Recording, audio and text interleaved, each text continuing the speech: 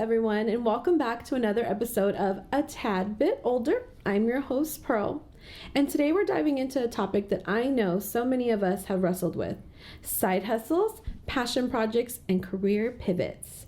Because, let's be real, who actually figures it all out in their 20s? And even if you do, that doesn't mean you won't change your mind. I've personally been navigating this myself, balancing my career in nursing, content creation, and entrepreneurship. And if you're in the middle of juggling multiple interests, wondering if your side hustle should become your full-time thing, or feeling the itch to pivot careers but don't know where to start, this episode's for you. We're going to talk about the difference between side hustles and passion projects, how to know when it's time to make a shift, the fears and doubts that come with pivoting, and some practical steps to make a transition smoother. So let's get into it.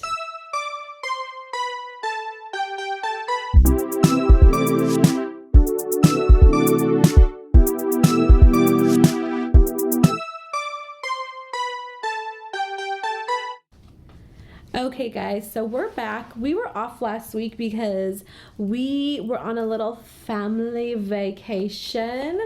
We needed a little weekend getaway to kind of decompress. We time. We needed some family we time.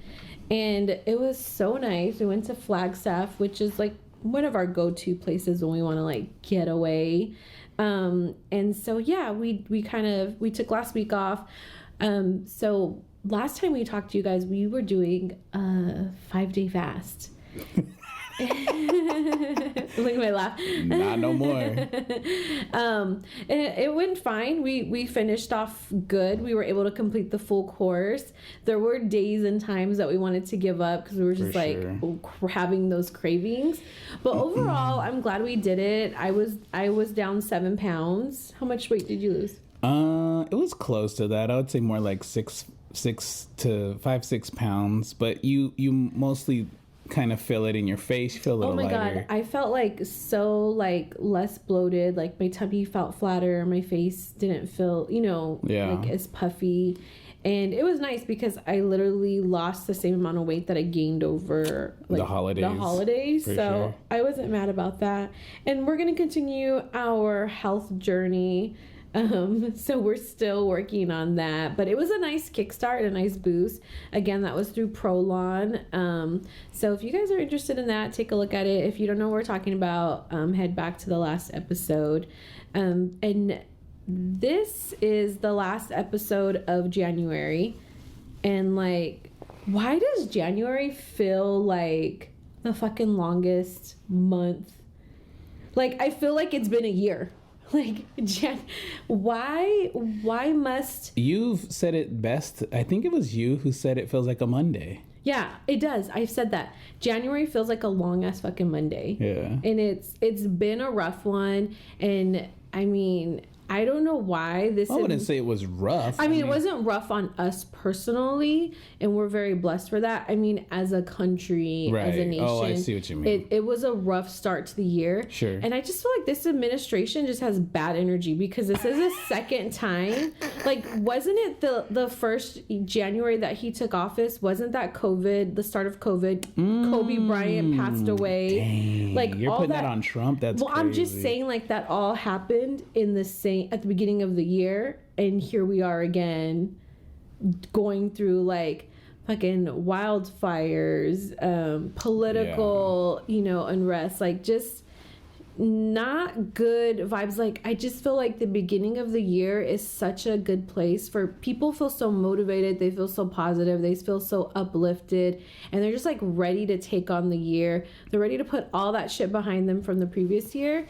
And then to start it off on such a bad foot, like, I feel like January, like, it's 2024. And February 1st, guys, let's let that be our new year. Yeah, let's do a February restart.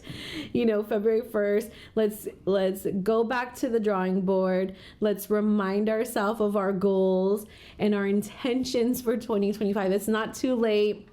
Do not be discouraged. Do not let all this bad crap going on like hold you back from that. So that brings me... I like it. Yeah. So like I said, our topic for today is talking about like changing careers, you know, our passion projects, our side hustles. So a quick update on where I'm at. Like I said, if you've been here from the beginning, you know that I was I'm a nurse, and I was laid off last year from the best, you know, high paying corporate job I've ever had, where I worked from home, and I made a really nice salary. And when I got laid off, I honestly was not like, I mean, obviously for the first hour, I probably had a panic attack. And then I quickly realized, like, once they mentioned that severance package, I was like, oh, shit's going to be okay.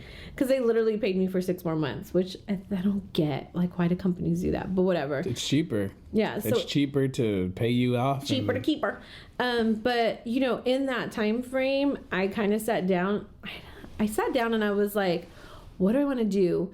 And I remember telling Matt, if I can go tomorrow and get another job just like the one I had and be comfortable. And you almost did. I almost did. You had a job lined up. I did. I had several offers. I'm like, I can go back to my home office upstairs and I can sit in my pajamas all day and I can work from home and talk on the phone and make really good money. But then we were like, and then what? Like, there's no growth there. There's no excitement. And it was really that having that job was making me be in a place where I was just comfortable. And when you're comfortable, you like don't take risks. Right. You don't try new things. And what I'm trying to do and what I've been trying to do is be comfortable with being uncomfortable. Ooh. Yeah. Being comfortable with uncomfortable. I like it. Yeah, so it's getting comfortable with being uncomfortable. And I think when we're younger, there's just so much pressure on us to like figure it out. What are you going to major in? Where are you going to college? I mean, I don't know if that's how things go today for 20-year-olds, 18-year-olds, but when we were growing up, that was like you went to college. Like, and if you didn't go to college, then you weren't going to become anything in life. So I think when you're younger, there's so much pressure for family, from society, from friends to go down a path or a route that people think you're supposed to. Oh, I see. Because I was going to say, there's no, when I was going, you know, got to that age where I was supposed to be figuring it out, people would tell me, like, my mom, yeah, you're right, my mom would say, like, you need to figure it out, but other people are like, you have time, dude, you have all this time in the world to like figure it out, you don't need to pick a major now. Yeah, that's nice. So I was just like, oh, hell yeah. I don't think anyone was but then you get lackadaisical, and then all of a sudden you're like 28, 29, yeah, you're like, shit, and then people are like, hey, you're still doing school, like, what are you doing? And you're just like, I changed my major. Yeah. So after that, like I said, I branched out and I started learning more aesthetics nursing. Juliet, my previous co-host, was like a big cheerleader in that. She was like, dude, you're a fucking nurse. Like, you should know how to do everything. And I was like, you know, you're right. And so I started that journey of learning aesthetics nursing just to see if it was something that I would like, that I would enjoy. And I did find some enjoyment in it, but it made me realize that, like, hey, I can learn some skills to create my own business out of this. I don't have to work for anybody. And being a nurse gives me so much opportunities to do anything I want, really. You know, there's so many different avenues that I can go down to. And so that's what I did. And in that process, that kind of soul searching, trying new things, wanting to start like learning a skill so that I can start my own business, made me realize that I needed more education. And that brought me to wanting to become a nurse practitioner. So that sent me back to school so that I can get those credentials, so I can have my own practice and I don't have to answer to a provider and get their permission and get their orders. It puts me in charge, which, let's be honest, if you're a nurse, like, we already fucking are in charge. We just call the doctor and say, this is what needs to happen.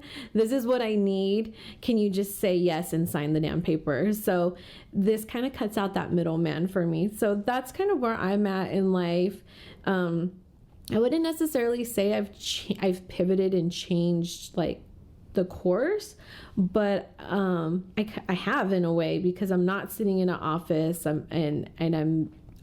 learning new things so that I can work for myself. Kind of breaking out of the corporate. Yeah. So Well, let me ask you this. I don't want to like, you got good momentum right now, but I do wonder this from time to time. The moment you found out that you wanted to take this next leap and go back to school, and me and your mom were sitting downstairs and you came down and told us, and our reaction was, do it. Like, let's go. Like, what'd you think our reaction was going to be? Oh, I knew you guys were gonna be. Oh, okay. Yeah, I didn't because you look kind of shocked. You were like, really? And we're like, yeah, go back. Of course, we were waiting on you. Yeah, no, and honestly, I wasn't really asking permission. I was just kind of letting you guys. I was gonna do this shit anyways. I don't even think I asked anyone's permission when I went back to get my bachelor's degree. But I think that it takes time. It takes reflection. But it also takes action. Like, there's only so much, like, you have to still put the work in.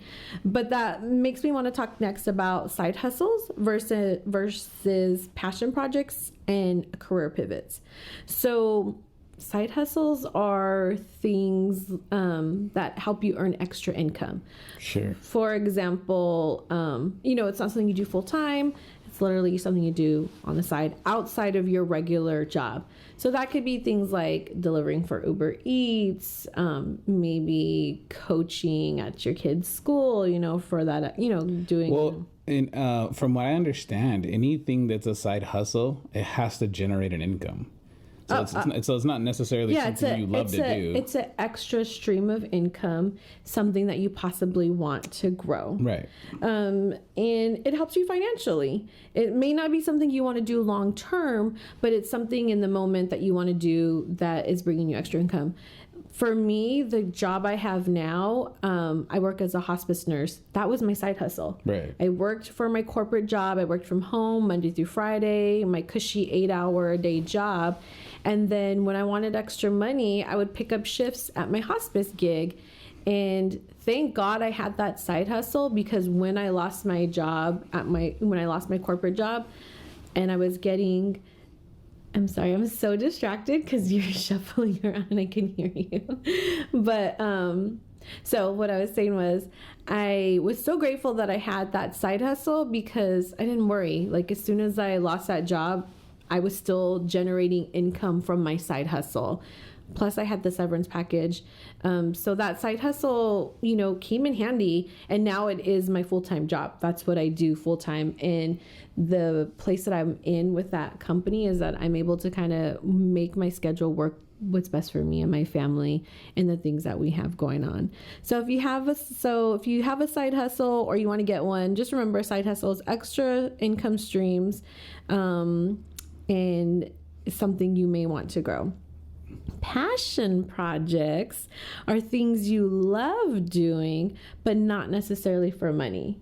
If making money is a plus, like, you don't need to make money off of it. Yeah, it's something that's creative, right, fulfilling, and something you do even if no one paid you for it. Sure. And that could be you're a writer, you're a painter, you have a podcast like this one. And these and sometimes, oh yeah, it's a passion project. Yeah, that's right. It gives you an opportunity to be creative, and that's what I wanted. Because I'm a nurse, I don't get to be creative. I mean, I am going to be creative in my job with the new route that I'm going, but I think everyone needs a little bit of creativity. So anything that can give you that creativity, it's your passion projects. And yeah, like I said, I'm doing this podcast and it's not generating an income for me yet, but it would be nice if our passion projects generate income, but it's something that we do regardless of that. Regardless of the money financial situation. Yeah, and sometimes these passion projects can turn into businesses. Sure. Yeah, and that's an ideal situation too. Oh my God. The idea of that, it just makes it so much more fun. But then I wonder, like, if you have passion projects and you do them because there's no pressure, there's no expectation, and then it starts to generate income, how does that affect that passion? Sure. I wonder how many people quit their passion projects because now it became work. A job. Yeah, now it became a job. Someone's like, I was just doing this for fun, but now there's expectations tied to it. Now I have responsibilities. Like, I don't do this no more, Sure. So that might scare people, I think that scares a lot of people away from passion projects because they like those passion projects to be so effortless. And now when you tie all these responsibilities to it and work, I mean, for us, me and Matt, producer Matt, he is so creative. We both love being creative. We, you know, get to do our podcast from home. We have an in-home studio. We don't have to leave our kids. We get to do it at a time that works best for us. And then he gets to be creative and use his skills that he's learning in his music engineering path. And he's able to, you know, break down the podcast, edit it for us. You know, he puts the YouTube together. So he's feeding his passion and doing that. And then me, I get to pull it off and make reels, make shorts, you know, social media. And then it gives me the opportunity to connect with people from our community. Like right now, it's been so fun and exciting, like connecting with potential guests. Yeah. So right now it doesn't feel like work to us, even though their responsibility is tied to it. Like his responsibility is, you know, this needs to get edited and put out by, you know, our certain date, our release date. My responsibility is to stay consistent in social media, and we do fall short. But right now we have, you know, no one's writing on us. We don't have no sponsors. Like people are not. It's just us. Like I do want to say sorry to the listeners. I don't want to apologize, but I do want to say like I kind of let them down because I posted something and the sound wasn't good. And but I am working on another podcast as well, which is kind of cool. And then got another gig. So those things are fun and exciting, but I'm getting better with every stride. It's a challenge, but so that's what makes it a passion, because I'm willing to put up with all the like nonsense that comes with it. Yeah, because it's fun. Yeah, you enjoy it. Also it's a bitch, but it's fun though. Like it's enjoyable. Yeah. Like it's you know, it's a headache, but I'm glad to have it. You know what I mean? So I don't dread coming home and trying to edit or doing stuff like that. I actually really look forward to it. So it's fun. That brings us to our next topic, which we kind of talked about earlier in our intro, is career pivots, deciding to fully switch into a new field. And that goes back to like what I said earlier. I was working for a corporate job for, 6 years, and though I stayed working as a nurse, I kind of pivoted and went, and I pivoted toward, aesthetics nursing, which is like way outside my comfort zone, doing more social media and content creation, and then this podcast, which was something I've always had a passion for. I enjoy talking to people. I enjoy hosting things. So, it naturally is something that I felt comfortable with. So it was a big pivot for me, but you are transitioning to a huge pivot this year. Yeah, so I've been a truck driver for about 13 years, and I've driven small little box trucks, delivered furniture. I've driven like, vans and stuff like that, and delivered electrical equipment, whatever, flatbeds. And then I jumped into like CDL work and started driving over the road and stuff. Which you've been a CDL driver for the last 10 years. Right. And now you're pivoting into something that you've been very passionate about, and that now you're going to be lucky enough to turn into a career and make money from it. Correct. Yeah. So I'm going to audio engineering school, and which is, it seems like simple enough, like you just go, but there is so much intricate stuff that goes into it. I'm learning every single day. And the crazy thing is, sometimes I can see people, it's a burden on them. Some of the stuff that it's so tedious. Some of the stuff is so tedious, but it's the attention to detail is what they're really showing us.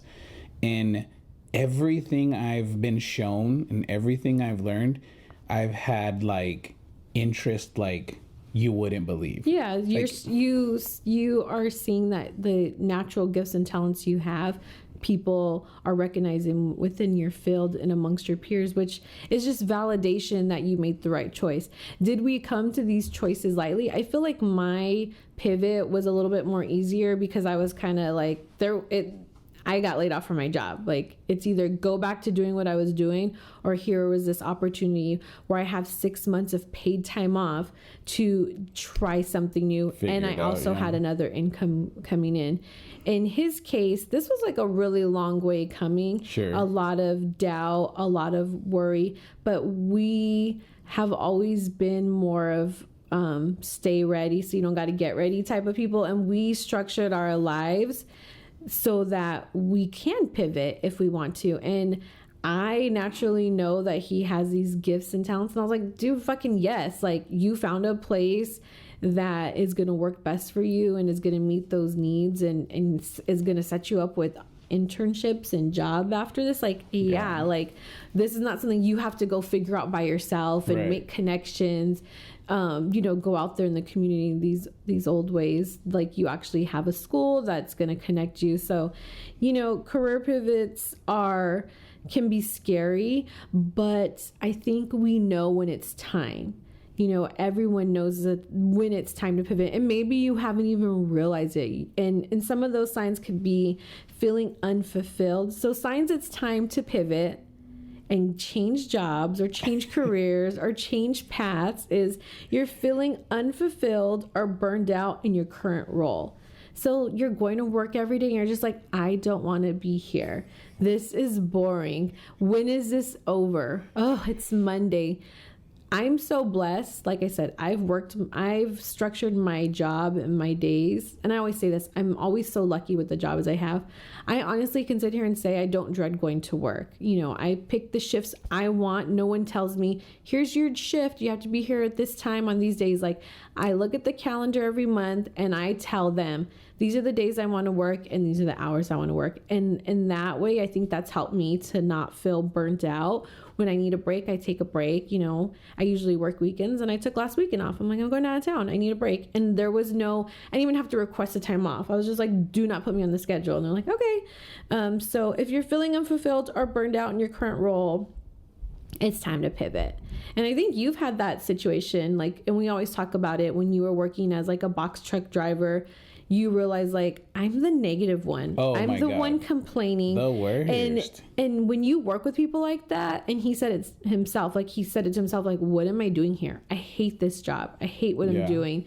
And you know what it's like to work with people like that who just do not want to be there. And you're like, dude, like, even when you go places, you go to restaurants, you go to coffee shops, and you go to retail, and people are rude and mean to you because you can tell they don't want to be there. And you're like, then why are you here? Right. Like, why are you here taking it out on me? Mm-hmm. You're miserable. Now you're making me miserable. Mm-hmm. So that's a sign. It's time to pivot. It's time to move on.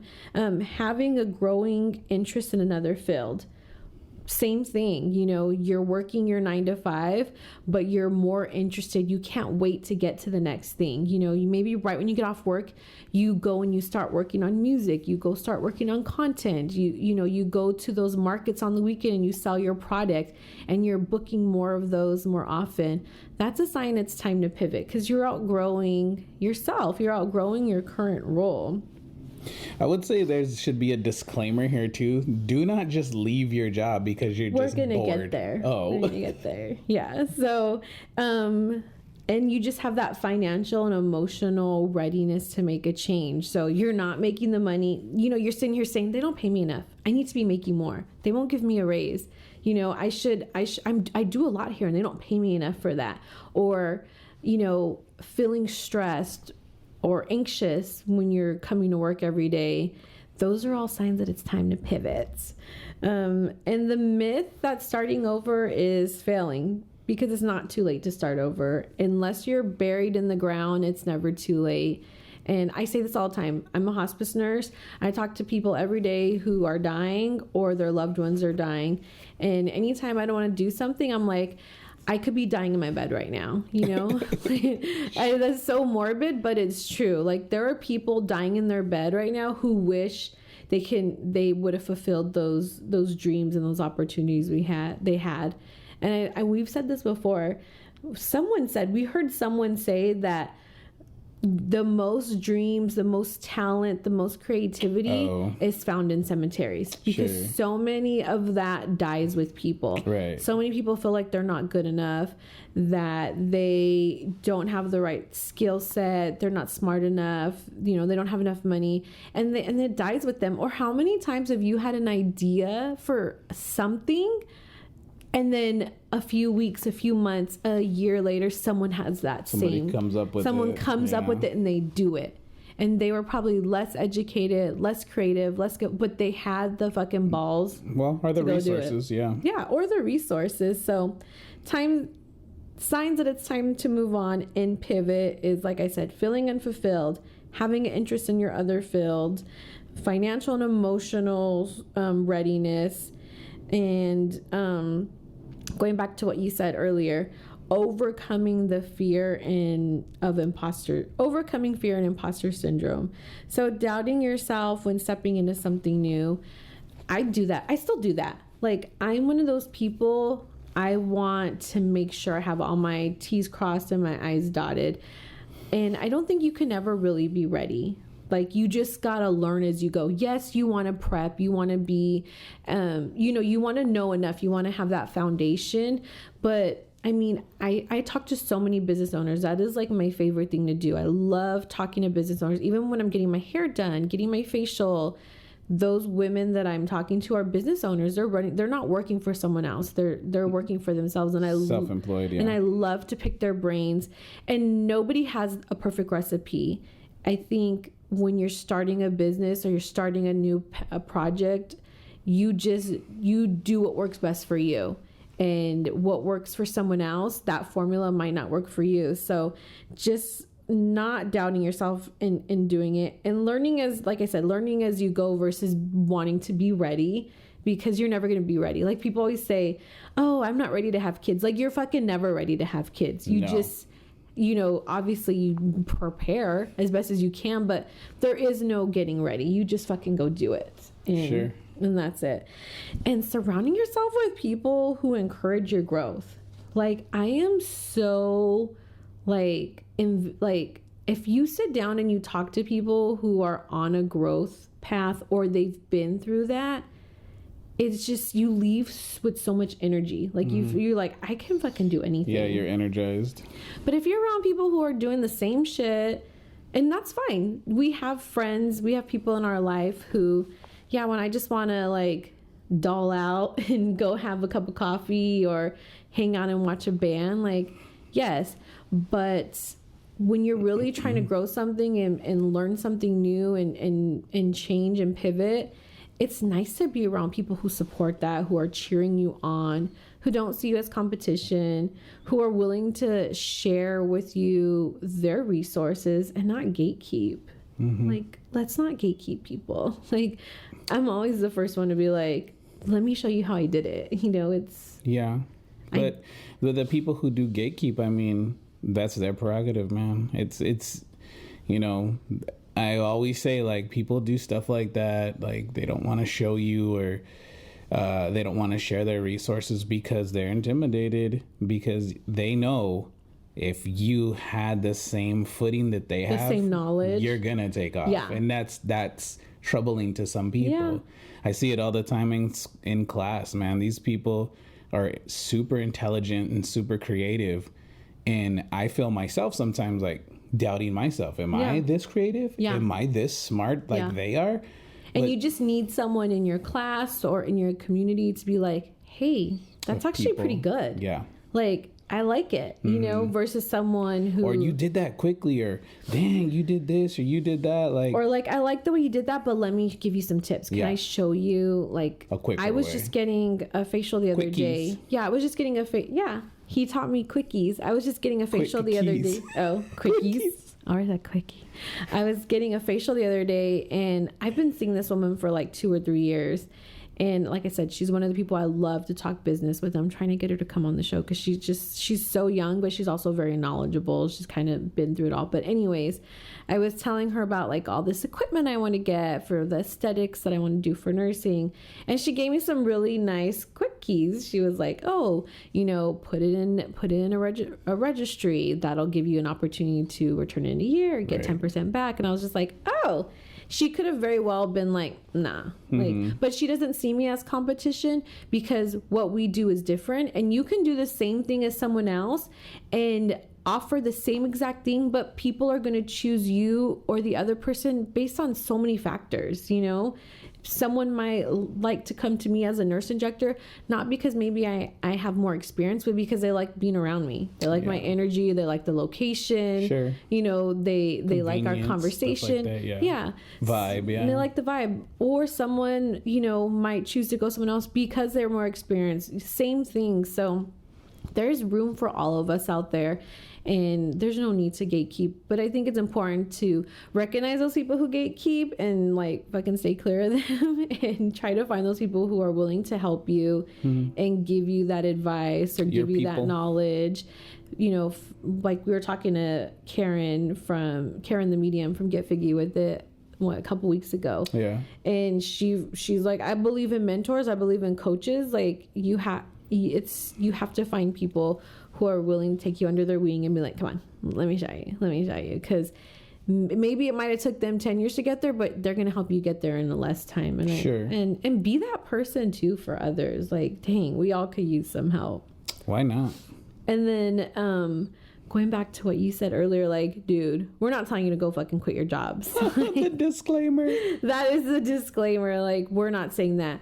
When you're wanting to pivot, you're wanting to change careers, it's important to make that smooth transition, you know, testing the waters, which is kind of like what I'm doing. I have my job as a nurse, my 9 to 5, you know, both of us do. We both have our 9 to 5. We have our health insurance, but we're dabbling outside of that. You know, I've done a few Botox on people. I've done some microneedling, some dermaplaning.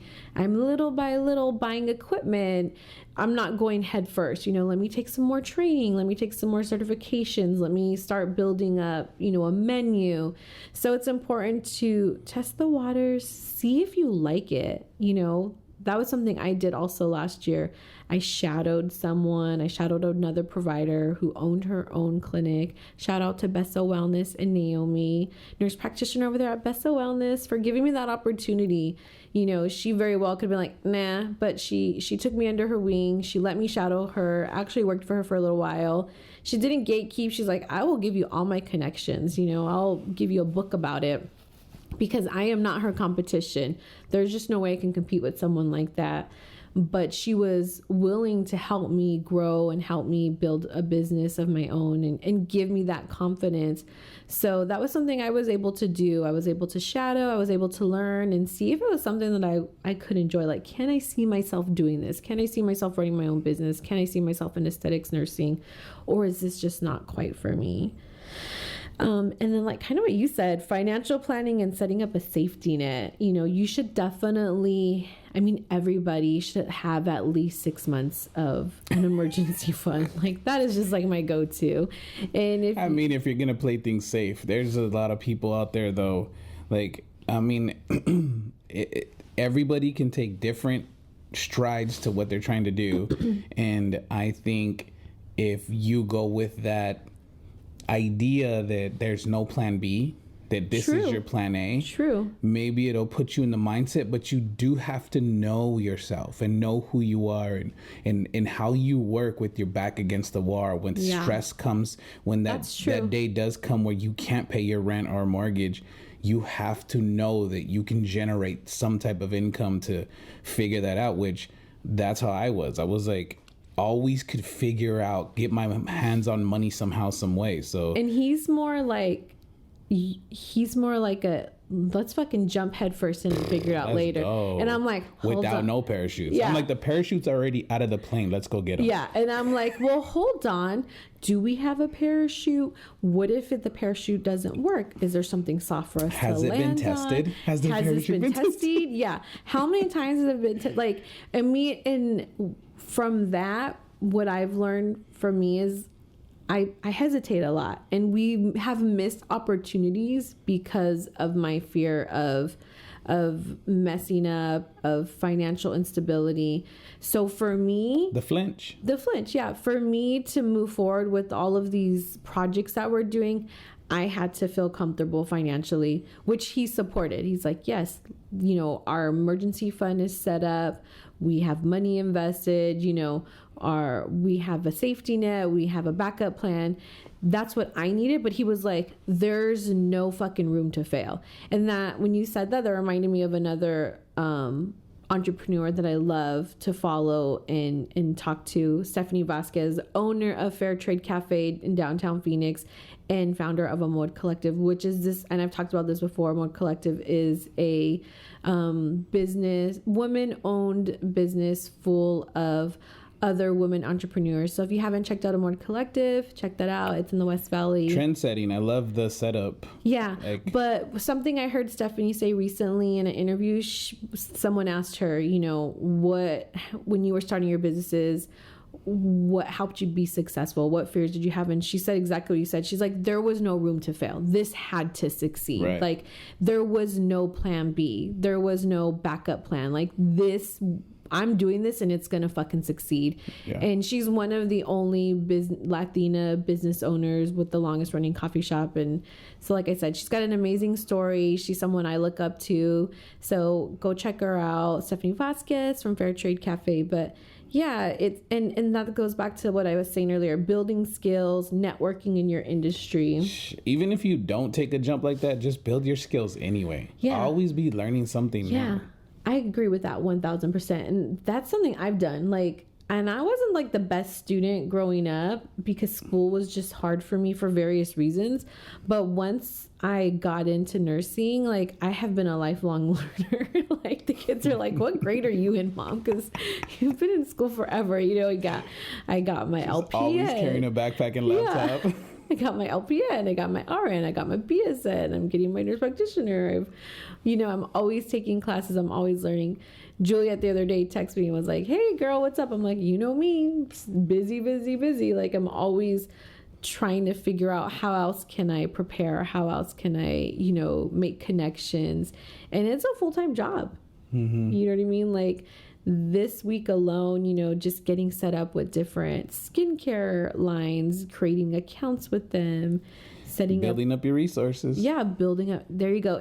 I heard someone tell me this and I can't remember. What you're doing. Oh, I know. My therapist told me this. When you have anxiety, you're making a toolbox of coping skills so that when your anxiety comes up, you can open up that toolbox and pull those different coping mechanisms out. So that's kind of what we're doing right now. Yeah. We have our toolbox and we're adding different resources to it so that when X, Y, or Z happens, you can open up. So build your toolbox of resources. And when you're looking to pivot, start a new career, start a new passion project. Yeah, definitely get out there, get a hobby, go have some fun, man. Go join a car club. Oh my gosh, I think it's so. I read an article. I didn't read an article. I don't know why I said that because I don't read fucking articles. I went to a training. That's more like me. I went to a training once about mental health, and one of the things they said was one of the things that strengthens your mental health is being a part of your community. And I always tell people that. So volunteering, networking. People need a sense of belonging. They need to feel like belong to a community. They belong to a community. So yeah. And I tell my daughter this all the time. School sucks. She's like, oh my God, I hate school. It's so boring. Gotta do homework. It feels like a prison. And I'm like, yeah, it's, sorry, school, that part of school does suck, Right. But you should also enjoy the fun things that your school has to offer you. If you just go to school every day from your 8 to 3 o'clock and you go to your classes and you eat the lunch and you take the classes they tell you, yeah, that fucking sucks. But I always encourage her, try out for the team, try out for the play, join this club, go to the school dance, dress up on spirit days, enjoy the fun things that are being Yeah. offered to you. And I say that goes for everybody, even adults. Like, yes, we can all go to work every day. We can work our 9 to 5. We can come home. We can sit on the couch. We can watch TikTok. We can doom scroll, and we can get up and do it all over again today and fucking hate every second of it. But like for us, literally right now, our jobs are like in our way. We're just like, fuck. Let me get this real quick, and then I'll come back. Yeah, I'm like, let me go to work real that's quick. A fact. That's so funny. And you know what I mean? But I do love my job. I don't want to take away from that. And I totally multitask. Someone passed by me at work and they're like, there's Miss Multitasker, because I have my work computer up and I have my laptop up, and I'm either working on content, I'm working on podcast stuff, I'm working on schoolwork, and then That's funny. but I do make time for myself. But yeah, so I'm always multitasking. I'll be sitting in my truck and I have the laptop desk on my steering wheel, and I'm working. Yeah, in between stops. I bet you people walk by and they're just like, the fuck is that guy doing? Yeah, you know what I mean? I'm forever like working on something, and we're always in our community. Like, I love connecting with other entrepreneurs in the community, and like I said, I can go to work, I can do my 9 to 5, and that's gonna fucking suck for me. So I volunteer, I help out at my kids' school, we try to get away on the weekends, we try to plan trips and things to look forward to. Like, we follow our passion projects, we tell our kids like, hey, we're shooting a podcast tonight, and they know and they understand that. So my piece of advice is like, just don't settle for your 9 to 5. If you're not, some people though, that's safe for them. Working their 9 to 5, getting that regular paycheck is safe for them, and that's great. I used to be one of those people, but it's just not for me anymore. I always thought like the whole TikTok thing and like people doing dances, and I always thought that shit was kind of corny. Like, I never liked it. But then some guys at work, they're like planning this big old thing. They want to do this TikTok thing. Dude, you should see how fucking happy they are that they're going to do this. Grown men are talking about doing this dance thing. They're trying to get everybody involved. And it basically put a little bright light in our little gloomy little place where we work all the time. Because it's such a small office. And everybody's so excited about it, and it's just like that's crazy that little thing can bring a little bit of light. You know what I mean? Just where I work, we're always fucking planning potlucks, like, because God, people like to. That's another thing I learned in nursing when I used to do health coaching. Something that works good for your mental health also is having things to look forward to. So I try to always have things to look forward to. Within our family, within my personal life. That's why I space out my self-care, like, next week I'm getting my brows done, the week after I'm getting my nails done. And so, and it's okay to start from the bottom, it's okay to start over. It's okay not to, like, right now, my only clients are my family, you know what I mean? But that's okay. I'm willing to start slow, start from the bottom, learn again, be the new guy, be the new person. So it's okay, if you're in that phase of life, you're not alone. So many people start over every fucking single day, and you don't know it. So, all right. So, any final thoughts? No, go chase your dreams. Yeah, so key takeaways for today is not all side hustles have to become careers. Passion projects are valid even if they don't make you money. If you're feeling the urge to pivot, listen to that voice, but move smartly. Okay. Fear and imposter syndrome are normal, but they shouldn't dictate your decisions. Sure. So, yeah, I do things. I do shit every day, and I always tell him, I'm not smart enough. People think I'm smart. I'm not smart. He's like, dude, you fucking are smart enough. Like, you're so smart.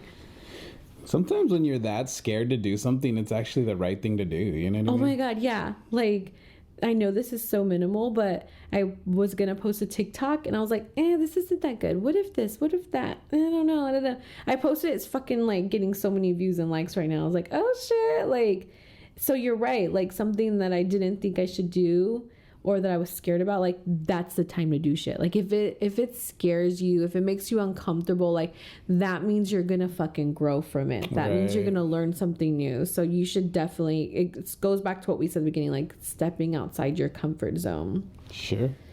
All right, everybody. I hope this episode gave you something to think about. If you love this conversation, share it with a friend, post about it on social media, and tag me. You can find me at A Local Mommy or A Tad Bit Older. And if you've ever made a career pivot, we'd love to hear from you. DM us or leave us a comment. Thank you for tuning in to A Tad Bit Older. We will see you next week. Oh my gosh, guys, next week is going to be amazing. Our first February episode, we are going to have a very special guest. She is going to be amazing. She's an entrepreneur. Follow us on A Tad Bit Older to see who I am talking about. And we will see you guys next week. Bye. Bye.